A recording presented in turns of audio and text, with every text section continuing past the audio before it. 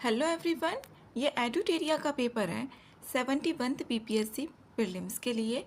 ये test paper number 18 है और फुल लेंथ है टेस्ट पेपर 7। इसमें हिंदी और इंग्लिश दोनों में दिया हुआ है। क्वेश्चन नंबर 1 है, निम्नलिखित में से कौन सा सही है। इसमें सही ऑप्शन यहाँ पर देखना है। वॉशिंग मशीन तथा दूध से मक्खन निकालने का जो मशीन होता है वो अभिकेंद्रीय बल पर क्रियाशील होता है। गलत है ये अभिकेंद्रीय बल, ये अपकेंद्रीय बल पर होता है, ना कि अभिकेंद्रीय बल पर होगा। कार या बस वक्रीय पथ पर मुड़ते समय आवश्यक अभिकेंद्रीय बल टायर एवं सड़क की सतह से उत्पन्न घर्षण बल से प्राप्त होता है। ये ऑप्शन इसमें करेक्ट है। जो वृत्तीय पथ पर गतिशील पिंड पर कार्यरत विभिन्न बलों में से एक बल की दिशा सदैव केंद्र की ओर होती है, इसे ही अभिकेंद्रीय बल कहा जाता है। और अभिकेंद्रीय जो त्वरण होता है उसकी बात करें तो वो होता है v² डिवाइडेड बाई आर। इस तरीके से भी पूछा जा सकता है और इसकी जो दिशा होगी वो केंद्र की ओर होगी। नेक्स्ट है क्वेश्चन नंबर 2। बस से अचानक आगे चलने पर उसमें खड़ा यात्री गिरने लगता है। इसमें पीछे की ओर गिरेगा या फिर आगे की ओर।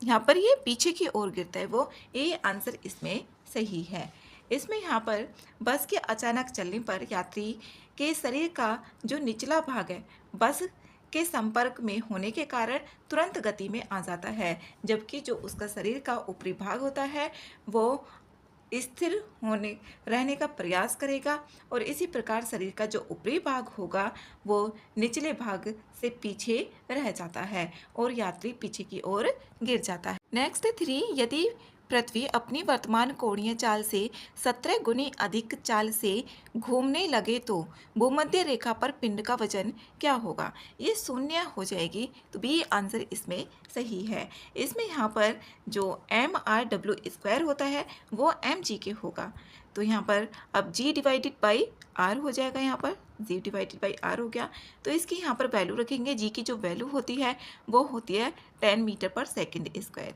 और जो r होती है पृथ्वी की रेडियस होगी यहाँ पर 6.4 इंटू 10⁻6 होगी, तो यहाँ पर आ जाएगा 1/800 यह आ जाएगा। फिर उसके बाद यहाँ पर निकालेंगे इसमें जो पृथ्वी को घूमना चाहिए, तो यहाँ पर जो आएगा ये शून्य आएगी। बी आंसर इसमें करेक्ट है। नेक्स्ट है 4, निम्नलिखित कथनों पर विचार करना है और इसमें सही कथन बताने हैं। पहला ऑप्शन है, गति को सर्वप्रथम न्यूटन के द्वारा परिभाषित किया गया। इसमें गलत है, पहला ऑप्शन यहाँ पर गलत है। सबसे पहले जो न्यूटन के द्वारा परिभाषित नहीं किया गया था, इसमें यहाँ पर जो गणित और वैज्ञानिक गैलीलियो ने ही प्रकाश की गति को नापने का साहस किया था और दूरबीन की सहायता से जो दूरस्थ खगोलीय पिंडों को देखकर उनकी गति का अध्ययन किया था। पहला ऑप्शन इसमें गलत है। सापेक्षिकता का सिद्धांत आइंस्टीन द्वारा दिया गया था, दूसरा ऑप्शन इसमें करेक्ट है। जो आइंस्टीन का जो सूत्र है E=mc² होता है। ई होता है यहाँ पर उत्पन्न ऊर्जा, एम इसमें द्रव्यमान और सी होती है निर्वात में प्रकाश की चाल। और कितनी होगी निर्वात में प्रकाश की चाल? 3 × 10⁸ मीटर पर सेकेंड होगी। इस तरीके से भी पूछ लिया जाता है, तो इसमें सही ऑप्शन पूछा हुआ है, केवल बी ऑप्शन करेक्ट है। नेक्स्ट है क्वेश्चन नंबर 5। इसमें यहाँ पर सही ऑप्शन देखने हैं। पहला, यदि रेफ्रिजरेटर के दरवाजे कुछ घंटों के लिए खुले छोड़ दिए जाए तो कमरे का तापमान घट जाएगा। इसमें पहला ऑप्शन गलत है, तापमान यहाँ पर घटेगा नहीं जबकि तापमान बढ़ जाएगा। दूसरा ऑप्शन है, बर्फ का एक टुकड़ा पानी से लबालब भरे बीकर में तैर रहा है, जब पूरी बर्फ पिघल जाए तब जल स्तर बढ़ जाएगा। यहाँ पर ये ऑप्शन भी गलत है। जो बर्फ का घनत्व है पानी के घनत्व से कम होता है, इसलिए यह पानी पर तैरता है। इस दौरान वह अपने वजन के बराबरी पानी को विस्थापित करता है और पिघलने के बाद उसी आयतन में बदलती है जिससे आयतन में उसने विस्थापित किया था। इसमें जो जल स्तर होगा वो समान होगा, ना कि यहाँ पर बढ़ जाएगा। दोनों ऑप्शन इसमें गलत है, सही ऑप्शन पूछा गया है, डी आंसर इसका सही है। नेक्स्ट है 6, इसमें सुमेलित नहीं है। कौन सा गलत है इसमें ये बताना है। अब यहाँ पर देखिए वोल्ट मीटर, ये विभवांतर का ही विभवांतर में प्रयोग किया जाएगा, ठीक है। अमीटर जो ओम मीटर होता है इसमें विद्युत प्रतिरोध का। तो इसमें यहाँ पर जो ओम मीटर होता है ये विद्युत प्रतिरोध का होता है, ना कि विद्युत धारा की तीव्रता का। और बाकी के जो ऑप्शन है ना ये करेक्ट है, ओनली सी ऑप्शन इसमें गलत है, तो सी आंसर इसका सही है। नेक्स्ट क्वेश्चन नंबर 7, व्यतिकरण से संबंधित निम्नलिखित कथनों पर विचार करना है और इसमें सही ऑप्शन भी देखने हैं। पानी के बुलबुले का सूर्य के प्रकाश में कभी कभी चमकना ठीक है, और जल पर फैले मिट्टी के तेल का सूर्य के प्रकाश में कभी कभी चमकना, ये भी करेक्ट है। तीसरा ऑप्शन है साबुन के बुलबुले का सूर्य के प्रकाश में रंगीन दिखाई देना, ठीक है। गीली सड़क पर वाहनों से टपकती तेल, डीजल या पेट्रोल को बूंद, जो पेट्रोल की बूंदें होंगी उसका रंगीन दिखाई देना, ये भी ठीक है। इसमें चारों ऑप्शंस करेक्ट है, तो डी आंसर इसका सही है। नेक्स्ट है क्वेश्चन नंबर 8, इसमें यहाँ पर कौन सा युग्म सही नहीं है। इसमें यहाँ पर देखें तो नीला प्लस लाल ये बनाता है यहाँ पर मेजेंटा, ठीक है पहला ऑप्शन। तो दूसरा ऑप्शन है नीला प्लस हरा प्लस सफ़ेद, ये टील बनाता है। फिर है तीसरा ऑप्शन नीला लाल सफ़ेद, ये मोवे बनाता है। और हरा प्लस नीले की बात करें तो ये पीला नहीं बनाता है, ये शियान बनाता है, तो डी आंसर इसमें करेक्ट है। नेक्स्ट है 9, यदि बांसुरी और सितार पर एक ही स्वर बजाया जाए तो उनसे उत्पन्न ध्वनि का जो भेद होगा निम्नलिखित में से कितने प्रकार के कारण किया जा सकता है। ये ध्वनि गुणवत्ता यहाँ पर किसके अंतर के कारण किया जाएगा, यहाँ पर ये ध्वनि गुणता के कारण किया जाएगा, बी आंसर इसमें सही है। बांसुरी और सितार पर एक ही स्वर बजाया जाए तो उनसे उत्पन्न ध्वनि में केवल जो अंतर होगा वो ध्वनि गुणता के कारण किया जाता है, और जो गुणता होती है वो ध्वनि की एक लक्षण जिसके कारण हमें समान प्रबलता तथा समान तारत्व की ध्वनियों में अंतर प्रतीत होता है, इसलिए वो गुणता कहलाती है। नेक्स्ट है 10, समुद्र का जल नीला दिखाई देता है,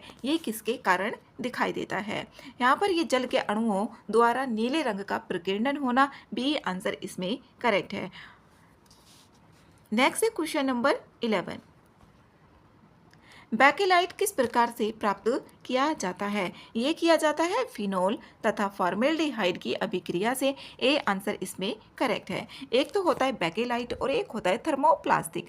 थर्मोप्लास्टिक जो होती है इसे जो पहली बार गर्म करते हैं, करते समय जब गर्म करते समय मुलायम हो जाता है तो उसे इच्छित आकार में ढाल लिया जाता है और पुनः गर्म करके मुलायम नहीं बनाया जा सकता। इसको एक ही बार किया जा सकता है, फिर दोबारा से इसको गर्म करके दोबारा से जो भी आकार हम चाहें वो नहीं कर सकते हैं। फिर यहाँ पर बैकेलाइट, यह फिनोल तथा फॉर्मेल्डिहाइड को सोडियम हाइड्रोक्साइड की उपस्थिति में गर्म करके प्राप्त किया जाता है। इसका उपयोग रेडियो, टेलीविज़न, बाल्टी आदि बनाने में किया जाता है, तो इसमें ए आंसर इसका सही है। नेक्स्ट 12, कैल्शियम कार्बाइड CaC2 पर जल की प्रतिक्रिया द्वारा कौन सी गैस उत्पन्न होती है, तो इसमें है यहाँ पर एसिटिलीन, सी आंसर इसका सही है। नेक्स्ट क्वेश्चन नंबर 13, इसमें यहाँ पर कथन सही देखने हैं। विलयन के प्रति इकाई आयतन अर्थात प्रति इकाई द्रव्यमान में उपस्थित विलय की मात्रा को रसायन में विलयन की सांद्रता के रूप में जाना जाता है, ठीक है पहला ऑप्शन।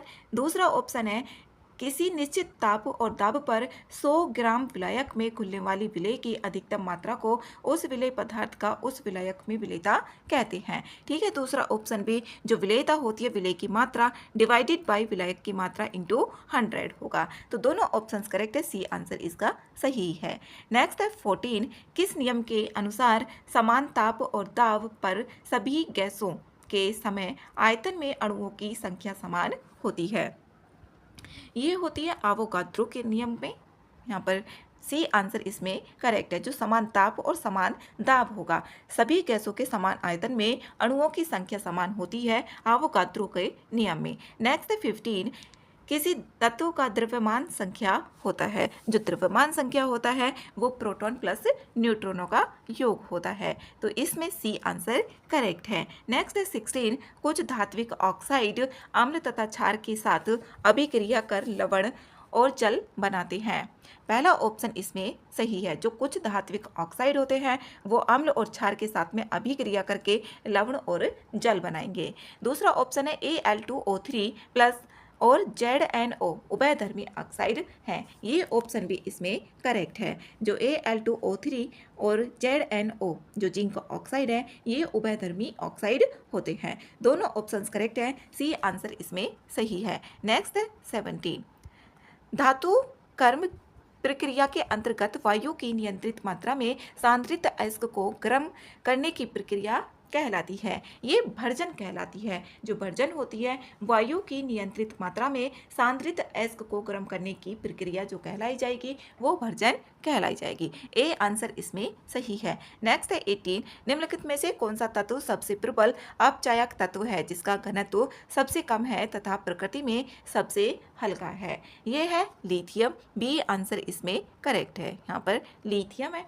नेक्स्ट है यहाँ पर अभी इसमें देखें जो सफ़ेद स्वर्ण है उसको बोला जाता है प्लेटिनियम को और सर्वाधिक विद्युत चालकता वाला तत्व चांदी होती है। पोलेनियम एक पोलोनियम होता है उसके सर्वाधिक समस्थानिक होते हैं। यहाँ से क्वेश्चंस बन सकते हैं। नेक्स्ट 19 निम्न में से कौन से टांका के घटक हैं। इसमें है यहाँ पर Sn जो टीन होता है और यहाँ पर लेड।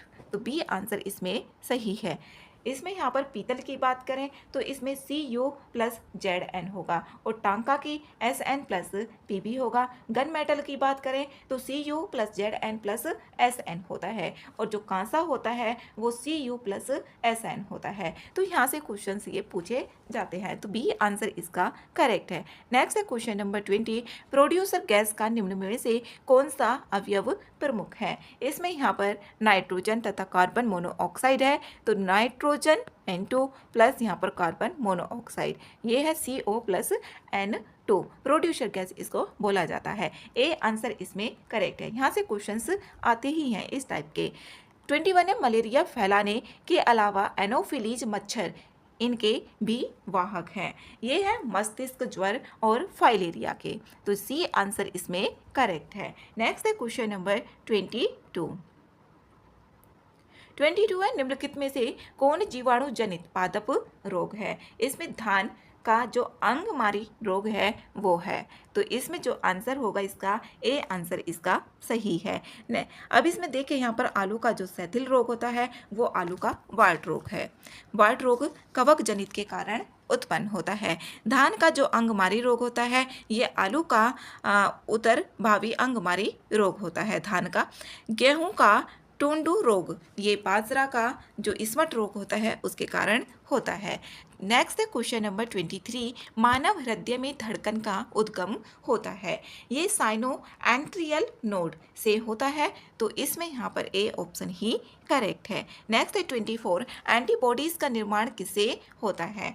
ये होता है बी लिम्फोसाइट के द्वारा। तो ए आंसर इसका करेक्ट है। बी लिम्फोसाइट ये एक विशिष्ट रोगाणु के प्रति विशिष्ट प्रोटीन का निर्माण कर संक्रमण को खत्म करता है। और लिम्फोसाइट्स जो होते हैं जैसे बी लिम्फोसाइट इसका जो मुख्य कार्य होता है वो एंटीबॉडी का निर्माण करना होता है। और यहाँ पर इसमें टी लिम्फोसाइट्स की देखें तो इसे किलर सेल भी कहते हैं और यह एक बार निर्माण के बाद रुक जाती है। नेक्स्ट है क्वेश्चन नंबर 25 है इसमें कौन कार्टिलेज से संबंधित नहीं है। इसमें यहाँ पर यह हमारे शरीर के जोड़ों को कठोर बनाता है। सी आंसर इसमें करेक्ट है। यहाँ पर जो कार्टिलेज है कार्टिलेज से संबंधित नहीं है। ये हमारे जोड़ों को कठोर नहीं बनाता है।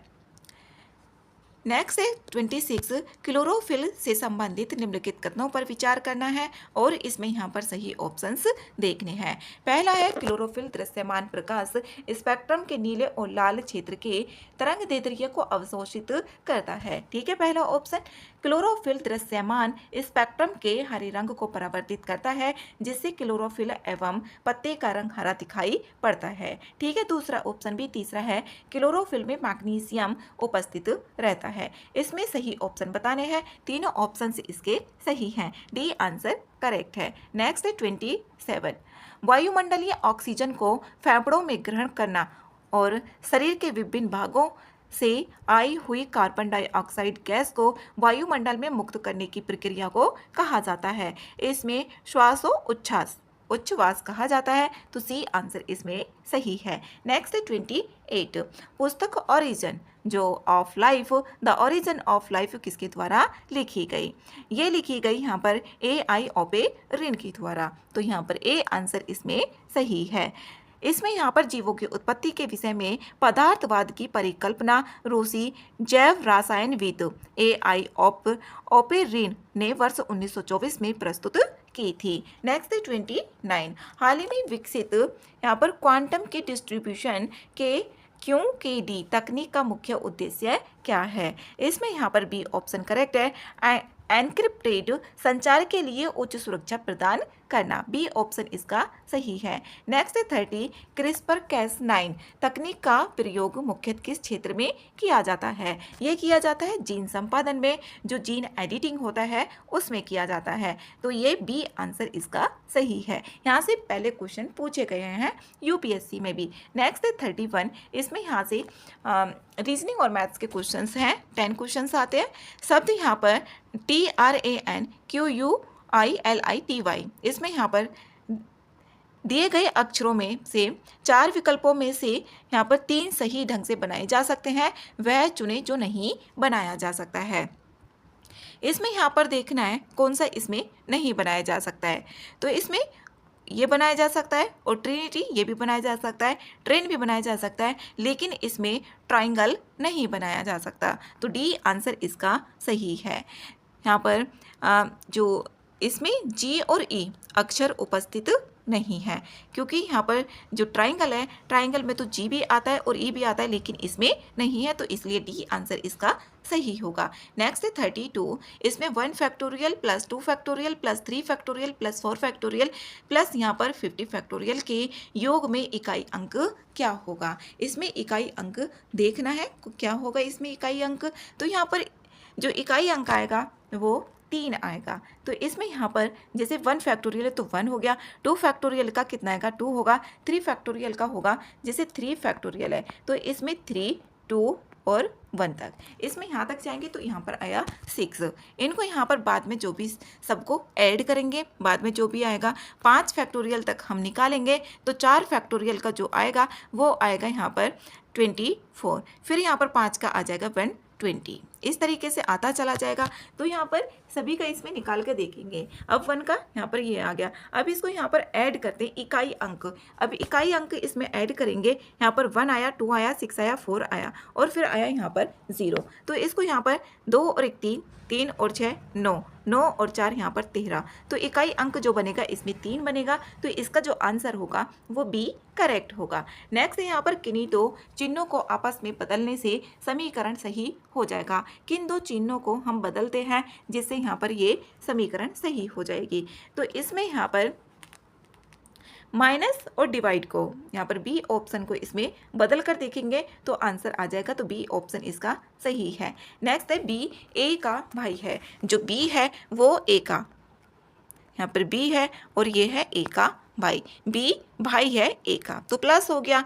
सी ए की पुत्री है, सी जो है वो ए की पुत्री है, सी पुत्री है तो माइनस हो गया, ये पुत्री है, सी ए की पुत्री है। डी बी की बहन है, जो डी है वो बी की बहन है, यहाँ पर डी बी की बहन है और ई सी का भाई है, जो ई है ये सी का भाई है, यहाँ पर ये सी का भाई है। क्या बोला हुआ है यहाँ पर, जो ई है सी का भाई है, ये ई है, तो ई का चाचा कौन होगा? ई का चाचा इसमें होगा यहाँ पर बी, बी तो होगा ये, यहाँ पर जो ई है इसका चाचा यहाँ पर बी हो जाएगा, तो इसका जो आंसर है ये है बी ऑप्शन। नेक्स्ट है 35, 179, 172, 173 को 17 से विभाजित करने पर शेषफल क्या आएगा? अब इसमें यहाँ पर देखेंगे कि इसमें पूरा कौन सा कट हो रहा है, अगर कट नहीं हो रहा तो फिर बाद में देखेंगे। तो इसमें यहाँ पर देखें 17 से इसको विभाजित करेंगे तो यहाँ पर आ जाएगा 9, इसमें यहाँ पर आएगा कितना 2 आ जाएगा और इसमें आ जाएगा यहाँ पर 3, क्योंकि 17 तो स्टार्टिंग में दिया ही हुआ है और नीचे आएगी यहाँ पर 17। अभी इसमें 9 3 जा 27 और 2 जा कितना हुआ यहाँ पर ये 54 और डिवाइडेड बाई यहाँ पर 17 हो गया, 17 3 जा होता है 51, तो 3 आएगा इसका रिमाइंडर, 3 आंसर होगा, बी आंसर इसमें करेक्ट है। नेक्स्ट है 36। 36 है, इसमें अज्ञात संख्या निकालनी है। इसको यहाँ पर सोल्व किया तो यहाँ पर ये 58 आया। इसको यहाँ पर देखते हैं, ये यहाँ पर क्वेश्चन मार्क के प्लेस पर क्या आएगा। अब इसमें यहाँ पर जैसे फर्स्ट टर्म को हमने यहाँ पर मल्टीप्लाई कर दिया, जैसे कि 6 से 11 के साथ में मल्टीप्लाई की और माइनस करते हैं 8, तो यहाँ पर 66 और इसमें 8 माइनस किया तो ये आया, 16 में से 8 गया तो 8, 58 ही आ रहा है। इसी तरीके से यहाँ पर 35 में से 9 को माइनस करेंगे तो यहाँ पर आ जाएगा ये 26। सी आंसर इसका सही होगा। नेक्स्ट है 37। इसमें एप्पल के अक्षरों को कितने तरीकों से व्यवस्थित किया जा सकता है। एप्पल के अक्षरों को, इसमें एक फॉर्मूला भी होता है, उससे भी निकल जाता है, n factorial divided by p factorial cross यहाँ पर q फैक्टोरियल। यहाँ पर जो भी n होगी वो अक्षरों की कुल संख्या होगी, जबकि p और q जो होगा यहाँ पर दोहराए गए अक्षरों की आवर्ती होती है। तो एप्पल जो शब्द है इसमें कितने अक्षर है, 5 अक्षर है, और जो p आया इसमें 2 बार आया हुआ है, तो 5 फैक्टोरियल डिवाइडेड बाई हो जाएगा यहाँ पर 2 फैक्टोरियल। इसके बाद यहाँ पर इसका आंसर आ जाएगा 5 हो गया, यहाँ पर 4, 3 और यहाँ पर 2। अब नीचे 2 है तो 2 से 2 कैंसिल हो जाएगा। अब 5 4 जो यहाँ पर 20 और 23 जो आया यहाँ पर ये 120। अब इसमें यहाँ पर जो रिपीट हो रहा है यहाँ पर p हो रहा है 2 बार, तो 2 का डिवाइड कर देंगे 120 में, तो यहाँ पर जो आएगा ये 60 आ जाएगा। इसका जो आंसर होगा यहाँ पर 60 होगा। बी आंसर करेक्ट है। जो व्यवस्थाओं की संख्या होगी इसमें 60 होगी। नेक्स्ट है क्वेश्चन नंबर 38। 38 है, ए बी सी डी और ई एक बेंच पर बैठे हैं। ए बी के बगल में बैठा है, सी डी के बगल में बैठा है। यहाँ पर देखें तो ए और बी पास पास में बैठे हैं। यहाँ पर कितने हैं, ये यहाँ पर 5 लोग हैं, 1 2 3 4 और ये 5 हैं। इसमें यहाँ पर बोला है जो ई है, ए बी और ई, ए बी ई के दाएं हैं। यहाँ पर ई को अगर हम बैठा दें तो इसके दाएं कौन आ जाएंगे, बी आ जाएगा और ए आ जाएगा। और यहाँ पर सी दाएं से दूसरे स्थान पर है, यहाँ पर दायां, सी दाएं से दूसरे स्थान पर सी। अब ए की बच गया यहाँ पर डी। इसमें पूछा ए की स्थिति क्या है। ए की स्थिति इसमें बतानी है, जो ए है वो बी और सी के बीच में बैठा हुआ है, तो बी आंसर इसमें करेक्ट होगा। बी है इसका आंसर। नेक्स्ट है क्वेश्चन नंबर 39।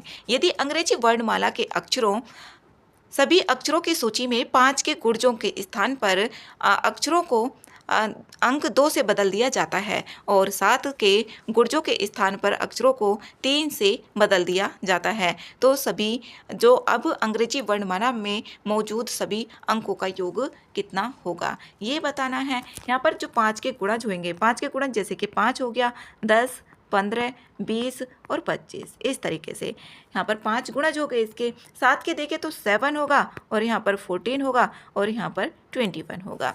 इसमें यहाँ पर अब बोला है जो अंग्रेजी वर्णमाला में 5 के गुणज के स्थान को 2 से और 7 के गुणज को 3 से बदल दिया जाए, तो इसमें अंग्रेजी अक्षरों के जो 8 अंकों के बदल दिए जाएंगे तो कितना होगा, उसका योग बताना है। तो यहाँ पर आएगा ये 19। सी आंसर इसमें सही है। नेक्स्ट है 40। एक सुबह सूर्योदय के समय शिवम और अभिषेक एक लॉन में एक दूसरे की ओर पीठ करके बैठे थे। यहाँ पर एक दूसरे की पीठ करके बैठे हुए हैं सूर्योदय के समय एक दूसरे की यहाँ पर पीठ करके बैठे हुए हैं। शिवम की परछाई ठीक उसके बाएं हाथ की ओर पड़ रही है, तो अभिषेक है वो किस दिशा में बैठा हुआ है, ये दक्षिण दिशा में बैठेगा तभी उसकी परछाई पड़ेगी। नेक्स्ट है 41। DRDO द्वारा हाल ही में गौरव नामक लंबी दूरी के क्लाइड बम का सफल परीक्षण किया गया। इसके संबंध में सही कथन यहाँ पर देखने हैं। इसमें पहला ऑप्शन है, इसका परीक्षण तेजस विमान से किया गया, ये ऑप्शन इसमें गलत है। ये सुखोई 30 MKI लड़ाकू विमान से लंबी दूरी के ग्लाइड बम गौरव का पहला सफल परीक्षण किया गया, ना कि तेजस से किया गया। ये किया गया सुखोई 30 MKI से। दूसरा ऑप्शन है, इसे हैदराबाद स्थित अनुसंधान केंद्र इमारत RCI द्वारा विकसित किया गया है। दूसरा ऑप्शन ठीक है, बी आंसर इसमें सही है। नेक्स्ट है क्वेश्चन नंबर 42। यहाँ पर पैंटसिल, जो पैंटसिल वायु रक्षा प्रणाली के लिए भारत ने किस देश के साथ समझौता किया है? ये किया है रूस के साथ, तो डी आंसर इसमें करेक्ट है। नेक्स्ट है 43। भारत का पहला निजी हाइपर स्पेक्ट्रल सैटेलाइट तारामंडल किसने लॉन्च किया है? ये किया गया है पिक्सल के द्वारा, तो बी आंसर इसका करेक्ट है। नेक्स्ट है क्वेश्चन नंबर 44। हाल ही में खबरों में रहा सेंट मार्टिन द्वीप किस जल राशि में अवस्थित है? ये है बंगाल की खाड़ी में। इंपॉर्टेंट क्वेश्चन है और ये हाल ही में खबरों में भी रहा है। तो सेंट मार्टिन द्वीप ये बंगाल की खाड़ी में स्थित है, ए आंसर इसका सही है। नेक्स्ट है 45 है राष्ट्रीय खेल पुरस्कार 2024 के अंतर्गत कितने खिलाड़ियों को अर्जुन अवार्ड से सम्मानित किया गया? ये किया गया 32, डी आंसर इसका सही है। नेक्स्ट है 46। इसरो ने अपने 100वें मिशन को यहाँ पर बताना है, इसमें जो भी फिल इन द ब्लैंक है यहाँ पर 1 और 2 उपग्रह में भेजा। इसमें यहाँ पर GSLV SF-15 और NVS-02, डी आंसर इसका सही है। नेक्स्ट है 47। ऑपरेशन ओलिविया का उद्देश्य क्या है? ओलिविया का उद्देश्य इसमें ओलिव रिडले कछुए के जो कछुए हैं उनके रेस्क्यू हेतु, जो ओलिव रिडले कछुए हैं उनको बचाने के लिए, तो बी आंसर इसका सही है। नेक्स्ट है क्वेश्चन नंबर 48। सितंबर 2025 में नई दिल्ली में आयोजित होने वाले विश्व पैरा एथलेटिक्स चैंपियनशिप शुभंकर का नाम क्या है? इसमें यहाँ पर है विराज, ए आंसर सही है।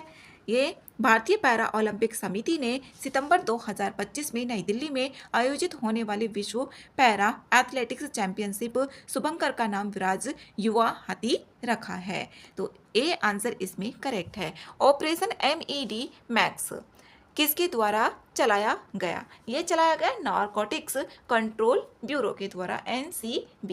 यहाँ पर इसमें NCB, सी आंसर इसका करेक्ट है। NCB के बारे में देखें तो इसका मुख्यालय नई दिल्ली में है और इसकी स्थापना 1986 में की गई थी और NCB यह गृह मंत्रालय के अधीन कार्य करता है। भारत की शीर्ष स्तर की जो मादक द्रव्यों से संबंधित कानून प्रवर्तन एवं खुफिया एजेंसी है ये, तो सी आंसर इसमें करेक्ट है। नेक्स्ट है क्वेश्चन नंबर 50 बिम्स्टेक कैंसर क्षमता निर्माण कार्यक्रम के संबंध में इसमें सही कथन बताना है।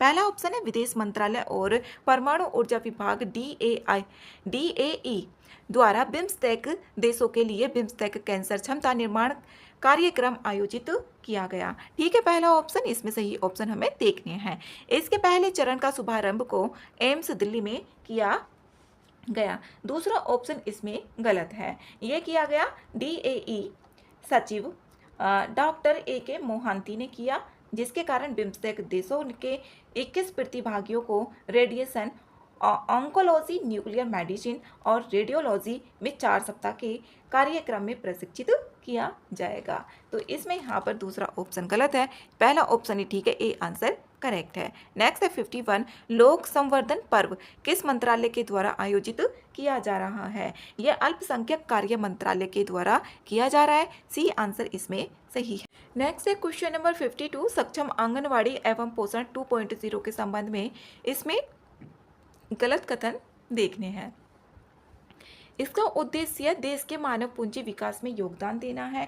ठीक है, पहला ऑप्शन इसमें, और यहाँ पर दूसरा ऑप्शन है महिला एवं बाल विकास मंत्रालय ने इस योजना के कार्यान्वयन के लिए परिचालन दिशा निर्देश जारी किए। दूसरा ऑप्शन भी इसमें करेक्ट है, दोनों ऑप्शन इसमें सही है। इसमें यहाँ पर हमें गलत ऑप्शन बताना है, तो ना तो एक ना ही 2 होगा, डी आंसर इसमें करेक्ट है। नेक्स्ट है 53। आर्थिक सर्वेक्षण 2024-25 के अनुसार 2047 तक विकसित भारत के विजन को साकार करने के लिए भारत को लगभग 1 या 2 दशक तक स्थिर मूल्यों पर औसतन कितने प्रतिशत की वृद्धि दर हासिल करनी होगी? इसमें करनी होगी 8%, बी आंसर इसमें सही है। 2047 तक विकसित भारत के विजन को साकार करने के लिए भारत को लगभग 1 या 2 दशक तक स्थिर मूल्यों पर औसतन 8% की वृद्धि दर हासिल करनी होगी। Next question number 54। हाल ही में federal bureau of investigation FBI का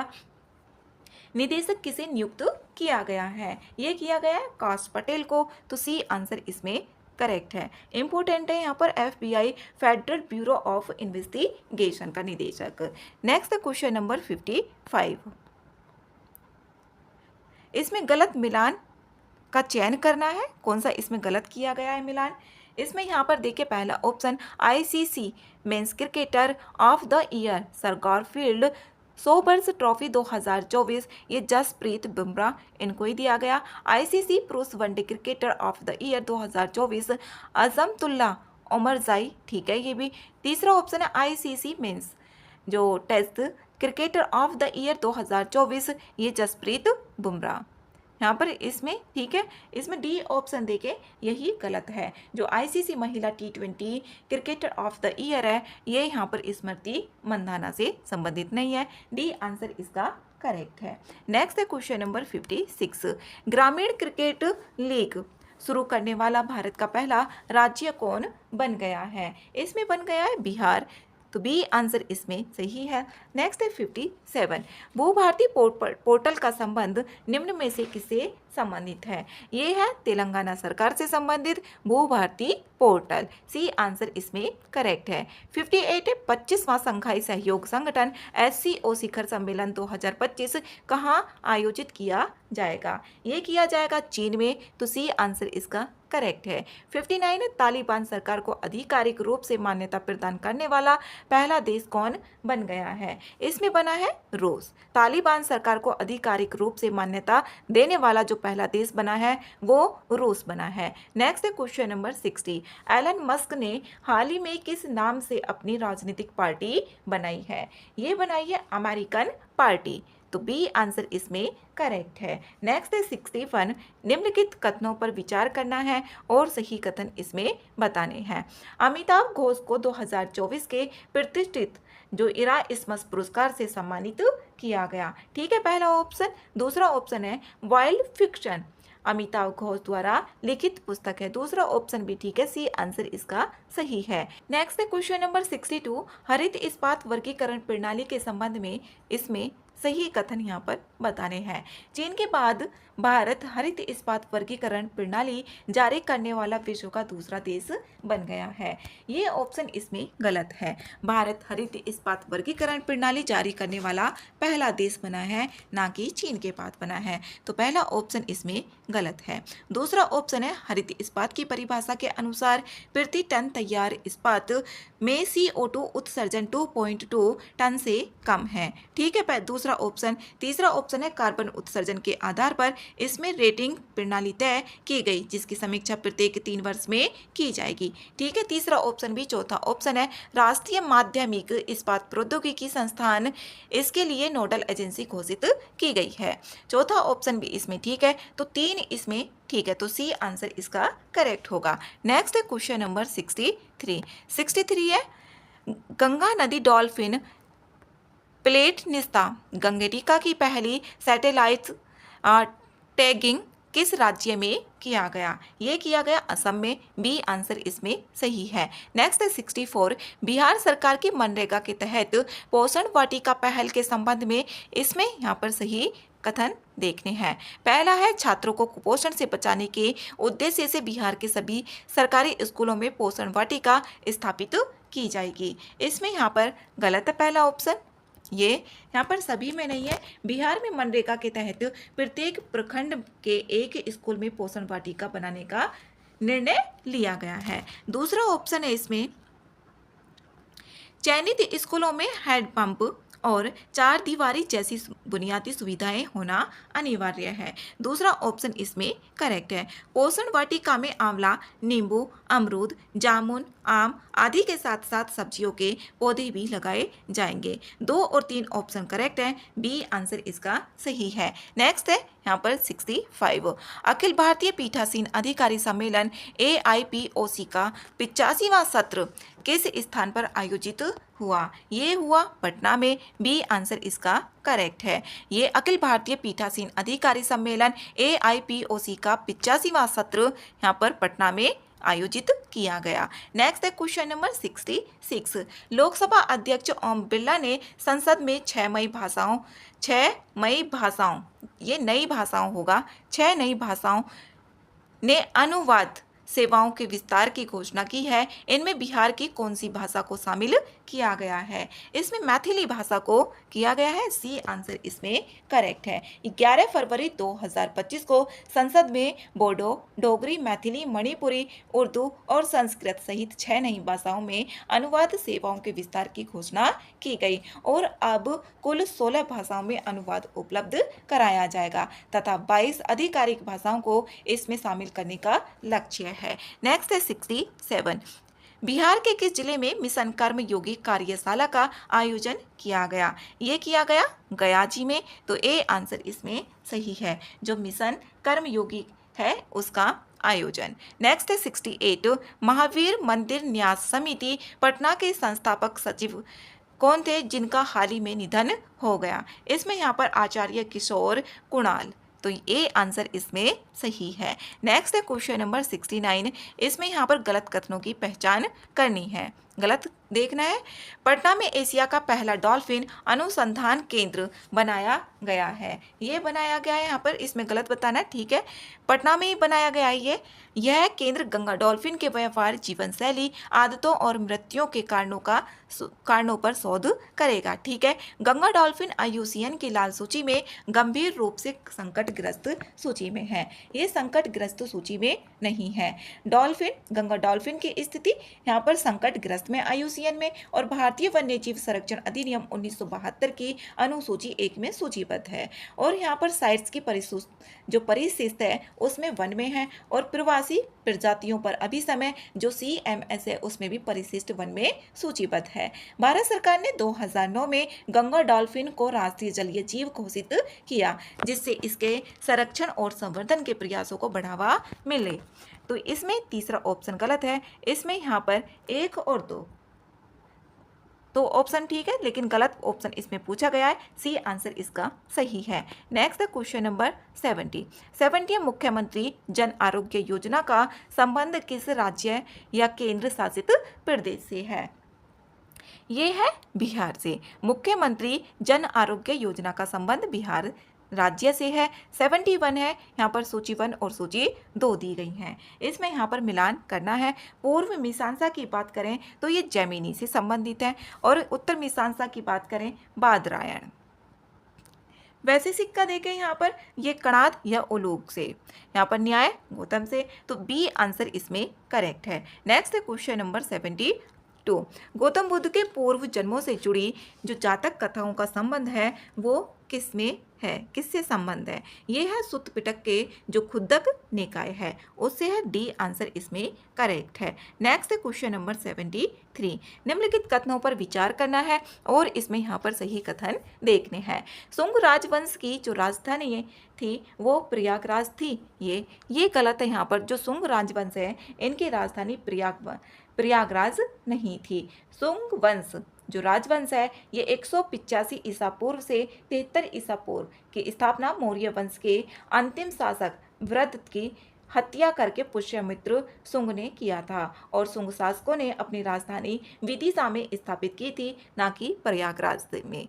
तो इसमें पहला ऑप्शन गलत है और यहाँ पर दूसरा ऑप्शन है भरहुत स्तूप का निर्माण शुंग वंश के संस्थापक पुष्यमित्र शुंग ने करवाया था, तो दूसरा ऑप्शन इसमें सही है। जो भरहुत का प्रसिद्ध स्तूप है इसका निर्माण पुष्यमित्र शुंग के द्वारा ही किया गया था। दूसरा ऑप्शन इसमें ठीक है, बी आंसर करेक्ट है। नेक्स्ट है क्वेश्चन नंबर 74 है, इसमें सूची 1 और सूची 2। इसमें यहाँ पर देखें 7 वाहन सिमुख है इसके, ठीक है, पहले का चौथा। कर्म की बात करें तो ये वासुदेव, यहाँ पर बी का तीसरा।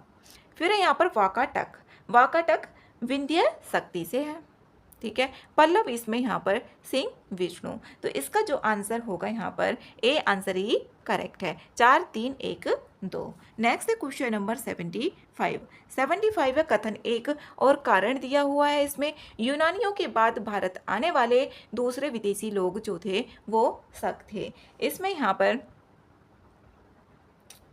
पहला ऑप्शन सही है, पहला तो इसमें सही है। यूनानियों के बाद भारत आने वाले दूसरे जो विदेशी थे वो शक थे। शक लोग भारत मुख्य रूप से धन प्राप्ति के उद्देश्य से आए थे। इसमें आर गलत है। मौर्यों के पतन के बाद भारत पर सफल विदेशी आक्रमणों का एक श्रृंखला प्रारंभ हो गया था। इस दृष्टि से हिंद यूनानी भारत पर आक्रमण कर अपना राज्य स्थापित करने वाले पहले विदेशी थे और यूनानियों के बाद जो भारत आने वाले थे वो शक थे और शक मूलतः मध्य एशिया के निवासी थे और चारागाह की खोज में भारत में ये आए थे, ना कि यहाँ पर धन प्राप्ति के लिए आए थे। इसमें सी आंसर करेक्ट होगा।